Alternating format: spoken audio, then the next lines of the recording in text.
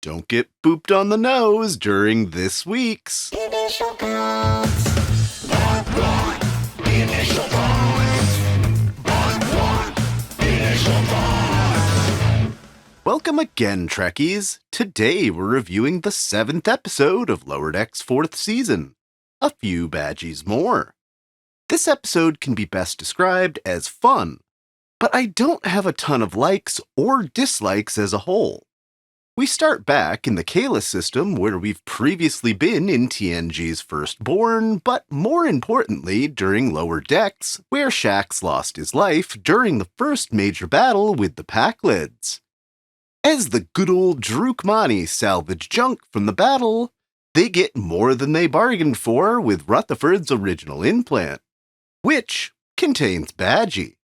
The Cerritos gets caught in a "we're the only ship in range" trope when they come across the Drukmani ship having been taken over by the Demon Triangle. And that line as the captain goes down gets our first like. Unfortunately not played by J.G. Hertzler this time around, but after all the crap they've given Carol over the years, I love him asking for help. Rutherford, and because we're giving her something to do, Mariner go on a spacewalk to try and disarm Badgey, which brings us to the title of the episode.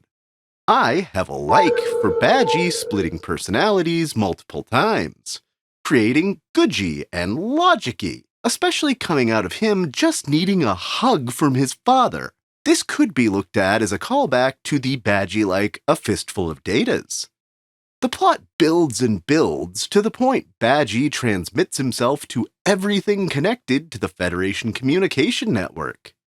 The relay itself is like the one first seen in TNG Aquiel. It affects the previously seen USS Vancouver, Earth Space Dock, a starbase full of various ship classes, including what looks like a Maquis Raider, Talin's old Vulcan ship, and I've got a like for throwing DS9 in the mix.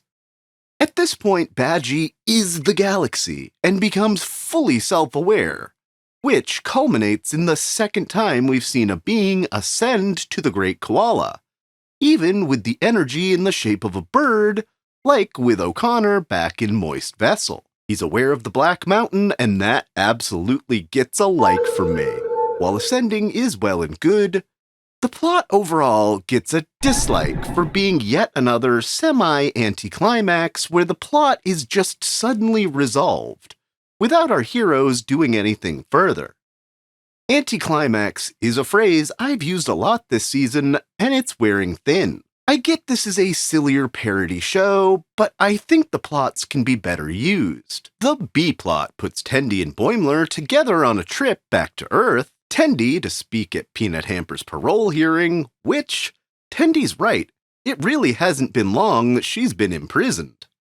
Agamus specifically asks for Bradward to debrief him on what he knows from drones he still has roaming the galaxy, of which these look similar to the drones in TNG's Arsenal of Freedom. Don't worry though, he's a good computer now, signified by the fact his lightsaber changed color. Agamus is playing Brad, and Brad is letting Agamus think he's getting the upper hand for info, but as they go off-world and willingly get taken prisoner, I have a dislike. They let Agamus subjugate an entire planet in like an hour with statues to him and his absent Peanut Hamper. Playing into him for info is one thing, but Boimler, Mr. Starfleet, wouldn't let Agamus get this far. This whole time, Agamus is supposed to be ruling with his best friend Peanut Hamper, which is nowhere to be found. Until Tendi comes up with the answer. She's gone home, and home for exocomps is apparently on the original particle fountain station they were created on in TNG's Quality of Mercy. This too ends in a bit of an anticlimax, though not as egregious as the A-plot, as Peanut Hamper has legit turned over a new leaf and goes home to make peace with her father and stop rebelling.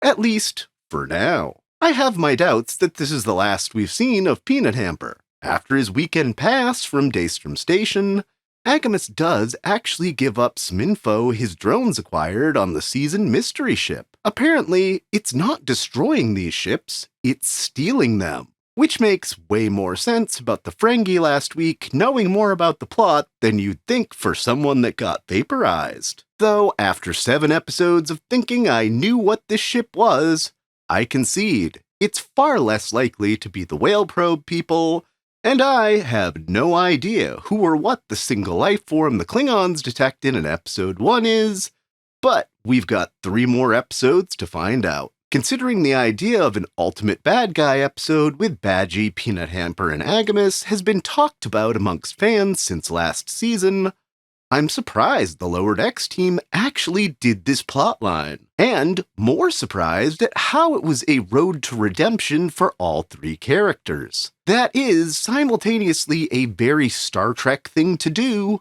but also a bit unsatisfying, and probably a severe underuse of Jeffrey Combs, and bad guys we've come to expect to, well, bad guy. It was fun, and we moved the season arc forward. If you've enjoyed this review, please consider a like and subscribe below.